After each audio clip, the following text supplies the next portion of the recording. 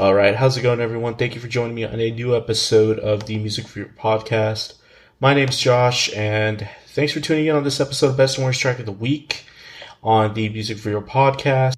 And if you're new to Best and Worst Track of the Week, thank you for joining me this week. All this show is me taking all new entries onto the Billboard Hot 100, grading all of them with the letter grade, and picking one that's the worst, picking one that's the best. I do this every week on the show, but I also do album reviews if you want to check out the rest of the catalog of this podcast. But yeah, nonetheless, thank you for stopping by this week, and let's go ahead and update you guys on the podcast. Recently, I dropped the 50th episode on the album review side. The latest album I covered was Julian Baker's Little Oblivions. I thought that was a pretty middle-of-the-road album. I had a few thoughts on that. I thought overall the album was somewhat pleasant, but there were some things that I definitely, critiqued a bit. If you're interested at all, go ahead and check out that album. There might be some stuff that you really dig. I still think Julian's a great artist. Still think there's a lot for her to uncover eventually. But also check out the review if you have some time. And then latest Best and Worst Track of the Week was actually already dropped on March 15th. So I'm kind of dropping this new episode kind of late. But ended up being against Best Track ended up being Pop Smoke versus Dylan Scott for the worst track. Overall, I think it was pretty inconsequential. I know I say that a lot, but it was very country-centric. And, I don't really know what to, I do dig the Pop Smoke stuff that's been dropping, but I don't really know what it's for. Probably another posthumous album release, but yeah, check out that episode if you have not already. Country centric, if that's your thing. But yeah, this week, we got a batch of tracks that I thought were really interesting. Most of these tracks felt decent to good. There definitely was a nice little, average there in terms of quality this week. So that was pretty cool to see. And then also a lot of movement on the chart in general. So, I haven't really stated, who we're covering this week. We have some tracks by Nelly, Florida Georgia Line. We got some JuiceWRLD and Post Malone on track. A little Durk, Megan Thee Stallion, Maroon 5, a little Baby. Justin Bieber, a really cool collab from Bruno Mars and Anderson .Paak, and of course Drake. So yeah, stick around if you are wanting to hear some of the track reviews on those artists. But yeah, like I said, dropping this kind of late than usual. Sometimes I drop this very late in the weekend. This episode's going to be dropping latest Monday. Hopefully I'll get it out late tonight on Sunday, but we'll see. But that's not really important. Let's go ahead and go over some highlights on this week. Honestly, I'm really happy to see we're getting some movement. The charts have been quite stagnant since the beginning of this year. Of course, Olivia Rodrigo's Driver's License has been dominating the number one spot. It's finally dropped down. We have a new number one with Drake's What's Next. He's actually holding 1 through 3 on the from the tracks that came off Scary Hours 2. So we'll see what goes on with that. Usually hyped up album or EP releases don't really stick when they hit that high. So we'll see if that's just temporary. It probably is. Also, a new collab by Bruno Mars and Anderson .Paak. Their track sitting at number 4 this week. Debuted quite high. I'm actually surprised how high it got attention. So we'll talk more about that track later. It's called Leave the Door Open. But yeah, the rest, Olivia Rodrigo's down to number 5 this week. I don't expect it to stay that low. I expect it to go up higher next week. I don't know how high. But yeah, overall, like the top 20 just dropped in general. So perhaps we are seeing a shift with more stuff to come. It seems like a lot of like been like a preview of like what's going to be big in the summer between like this week and maybe a little bit last week. But this week for sure, it seems like the labels and artists are putting out tracks that are really meant for summer. So I predict there'll probably be a major shift in the charts pretty soon. But interestingly, Streets by Doja Cat up to 18. I dig that track. That was best track one of these a few weeks ago, probably at this point. Good to see that going up. I think it had a music video behind it. Holy by Justin Bieber, Chance the Rapper, down to 49. Seems like that's finally dying.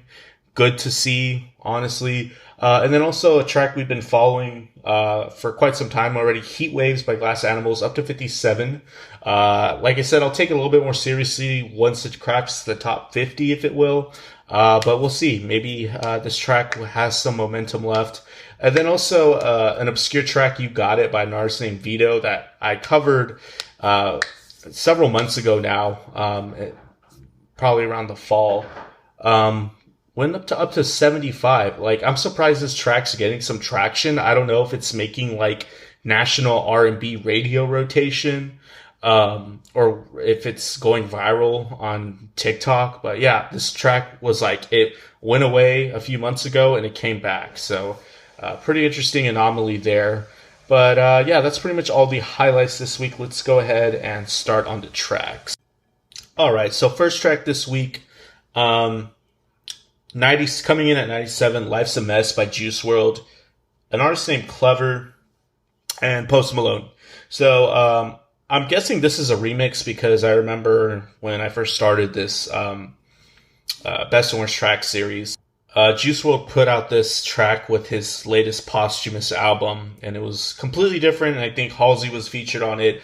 And I gotta be honest, this version is a drab. I do appreciate Juice being on here with his soft vocal tone and the color it gives the track. But I'm just really not digging what's the point of these features. There's a lot of anticipation that's created all throughout Juice's verse, but it doesn't really go anywhere. And then when we finally get a transition to Clever, this artist I quite frankly do not really know, he really doesn't have any of the flair that Juice brings. He obviously is the weaker of the three if we're bringing in Post Malone. And then Post brings an okay feature too, but the track ends abruptly after, he's given his bars. And the track had a bit of potential, but it's completely wasted with how incomplete it feels. The whole time there was like a lot of anticipatory build-up with a bit of tension, but it never really went anywhere. And the track doesn't really develop any other ideas that are all that interesting. It's pretty stagnant and, pretty middle of the road. I give it a C. The next track was by Lil Durk at 74, Hellcats and Trackhawks. Pretty standard for Lil Durk here. He kind of sounds like incorporated with the beat and everything, like that latest Spot 'em Got 'em track that's pretty popular. Not really surprised there. They seem like they're pretty similar artists. Typical Lil Durk gangster rap nature with the piano instrumental incorporated with the beat. Nice presence from Durk though. I dig some of the percussive elements with the very knocky tone on the kick at times, and it really gives the track an interesting, weird effect, but not really too much to say. The track's pretty typical of Durk. It's not bad, so I give it a B. Next track was Beautiful Mistakes featuring Megan Thee Stallion by Maroon 5 at 54. With all these latest Maroon 5 singles, unfortunately, it really seems like they're probably about to release an album soon, or at least Adam Levine is. Let's be honest, it's pretty much Adam Levine doing everything at this point. And I don't know if that's good news. To me, that's not really that exciting. Because we'll probably get more Maroon 5 singles. And honestly, for some reason, in my mind, this kind of parallels that one huge hit they had with Cardi B, but now they're just filling in Megan Thee Stallion on here and to make, their brand of sanitary music. And to get pretty meta here, this track just kind of reminds me of another track we'll cover later on, where these pretty niche or sanitary artists try to incorporate another genre style, specifically trap, with the utilization of the trap beat to appeal to a broader audience while going against their typical sound. Maroon 5 is doing that here, and it sucks. It's sanitary as usual for Maroon 5. I feel like Megan Thee Stallion just came here for the check. Her part is actually the best part of this track, but that's not saying much. The beat does have a nice bounce, and it's produced decently at least, but all I can say is I dig this more than the last track they did with Cardi B. I think it's called Girls Like You or something like that. This track is not as obnoxious as that. I give it a C. Next track was from Lil Baby featuring ESTG, Real As It Gets at 34. Don't really have too much to say about this track. It sounds like a Lil Baby track. I do dig the intro synth work. The melodic material sounds a lot like Through the Fire and Flames for some reason. Um, Definitely dig the overall feel with the fast compound time signature throughout most of the track. It gives the track a lot of momentum. ESTG, he kind of sounds like Drake on here. I don't really know too much from this artist either. He sounds like a young Drake. He switches up his flow quite nicely at times, and he's engaging. It's not a bad track. I give it a B. Next track was Hold On by Justin Bieber at 26. Justin has since released an album, and I think this is probably one of the last singles that came out. Honestly, this one was an interesting one. Interesting, dreamy guitar opening with some reverb, giving this track a hazy effect, dream pop-like, if you will, at the very beginning. But it suddenly drops into like this muddied bass line that gives the track a very like new wave type 80s groove. I was really not expecting that, and it really leans on a lot of 80s influence, similar to what like Miley did on her last album. The overall track just doesn't sound as clear and crisp as I would have liked overall, but Justin's voice, I will say a problem here is probably he sounds processed as fuck. It sounds very artificial at times. And overall, the track is structured by, a pretty decent groove. The track, does at least provide a nice, engaging listening experience if you're into that sort of style. There's a lot of energy in the track for the most part, so I gave it a B. And next track was from the Drake EP, Lemon Pepper Freestyle, featuring Rick Ross and Drake, coming in at 3. So we get the emotional side of Drake here. The instrumental sounds very Rod Wave-like, with this murky and ethereal nature to it, with some slappy percussive texture on the track. And on this track, Rick Ross really just doesn't sound typical. He doesn't sound as husky as he usually does. I don't know what's going on there, but it's interesting. But this track is really fucking long. It's like 6 minutes runtime, with Drake pretty much doing and dominating the track for the most part. Just doing his typical Drake thing, where he goes on this kind of story monologue thing. And he sounds true to form at least. I'm just wondering how old this track is, because he throws a DeMar DeRozan line, alluding Drake to his popularity in Toronto. DeRozan has been on Toronto for the longest time at this point. It's been a few years. And the track is okay. It kind of just has Drake's mixtape type of presence on here, where he just goes pretty candid and raw into the track. He like I said earlier, he takes the luxury and extends his lines on the verses and spaces it out really well too. But it wasn't bad. I give it a B. Next track is Wants and Needs by Drake featuring Lil Baby, number 2. I kind of dig how he takes his flow on that offbeat idea, going against the slow 4/4 beat time signature in the intro. One of the more interesting things I've seen Drake do in some time. He kind of gives the track some, instability by doing that, but, it returns true to form. Eventually, Lil Baby definitely goes on his typical, really busy, fast runs. But it contrasts in comparison to the slow flow Drake has on the hook. And then the track also has these chirpy synth elements to it in the beat, that are at least interesting. It's a somewhat of an engaging track. I give it a B. And the next track is number 1 this week, What's Next by Drake. Thought this was the better of the other Drake tracks that we covered this week. I like the abrasive sounding synth work on the track. It really gives the track an interesting color in comparison to typical trap norms of today. And it sounds almost Playboi Carti-esque in the instrumental, and I can kind of see this track being the club banger in comparison to the rest of these other ones on the EP. Drake has his aggressive appearance of aggressive Drake on here. I don't know what to say. In my opinion, Drake is best when he's in this sort of certain persona or mode. Kanye-like at times in terms of delivery and maybe lingo. But yeah, B+ on here. I thought it was a pretty good track. And yeah, that is pretty much the bulk of the tracks this week. We are now at that point where I give the best and worst track. We always start on the worst track to leave out on a positive note. All right, so the worst track this week, I'm sure it's no surprise to anyone if you are looking at the artists lineup that I put on the description. This is a little bit by Nelly and Florida Georgia Line.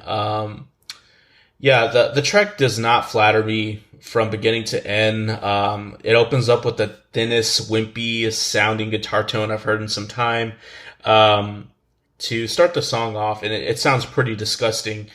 And then, right when we get some of the, the intro material featuring Nelly, and then of course, two members of Florida Georgia Line, I'm really honestly thinking, what the fuck is this? Because, in this track, they at some point bring back the hip hop banjo thing that I thought died when Luke Bryan did it a few years ago.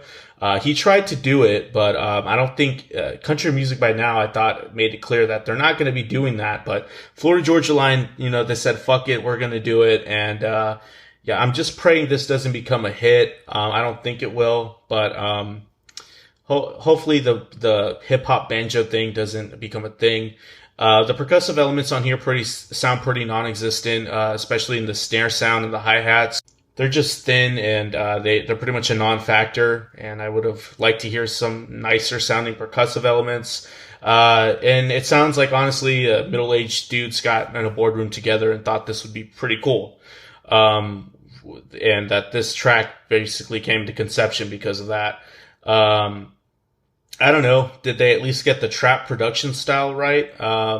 Kinda, I guess. Also, what is it with Nelly referring to himself as a black Tom Brady? You're nowhere near GOAT status, Nelly. I hate to break it to you. And I appreciate the effort of the track at least. But yeah, this is definitely the worst track of the week. So yeah, that's a thing right there. Nelly and Florida Georgia Line doing their collab again.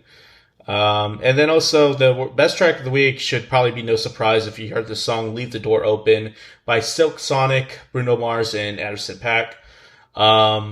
Yeah, this track is just really special. There's an old school R&B groove on here with some Motown flair, with the chirpy call and response vocal moments, the instrumentation and how it's arranged so similarly to the Motown R&B style, and the rich piano track mixed in that just hits the right spots in the mix. It's really a nice, pleasant overall experience to hear all the nice bright colors and the instrumentation and how they work so meticulously together. It's really cool. And I love how real and organic everything sounds. Everything's just so rich. And it's a pretty big curveball track for Bruno. Bruno is typically making some pretty accessible pop music. Here and there, he does throw in some, disco-inspired stuff and, maybe puts in a ballad or two that's really nice. But I feel like this is more Anderson's, creation, if you will. But it's a pretty good track. I dug it. So it captures the aesthetic quite well that they're aiming for. And yeah. Great track here overall. So best track of the week goes to Bruno Mars and Anderson .Paak as Silk Sonic. And yeah, if you stuck with me to the end of this episode, thanks for tuning in this week. Like I said again, sorry it's coming out a little bit late, but nonetheless, it's there. Thank you again for listening. Leave some feedback on YouTube if you're on YouTube, good or bad. Like and subscribe too if you're digging it, or subscribe on your preferred listening service as well. But yeah, take care of yourselves, and I'll see you guys later.